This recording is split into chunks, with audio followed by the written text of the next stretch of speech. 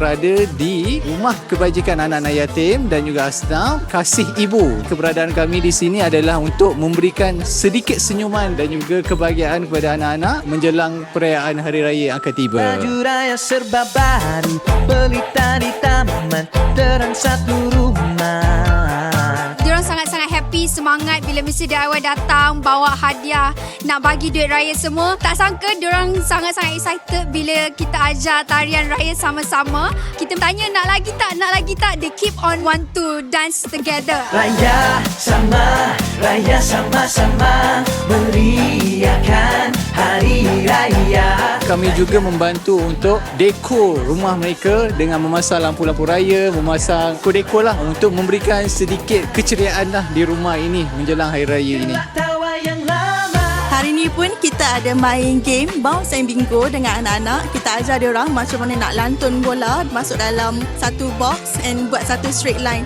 Memang seronok lah dengan kita hari ni. Ku ada anak kecil berlari cari duit raya, tak sempat makan lagi, hilang dah kemana. Dahulu suara atau satu kampung semua jadi kecoh.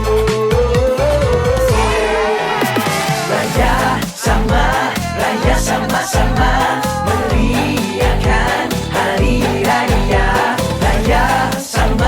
Raya sama-sama mengucapkan selamat Hari Raya. Kadang kita ada extra privilege compared to others. That's why Mr. DIY come up with the campaign Raya Sama-Sama. So kita raya bukan sahaja dengan ahli keluarga kita raya sekali dengan orang-orang yang kurang berkemampuan. Inilah peluang kepada anda untuk sama-sama memberikan bantuan ataupun sedikit senyuman kepada mereka supaya kelak mereka boleh menjadi seorang yang berguna kepada masyarakat di luar.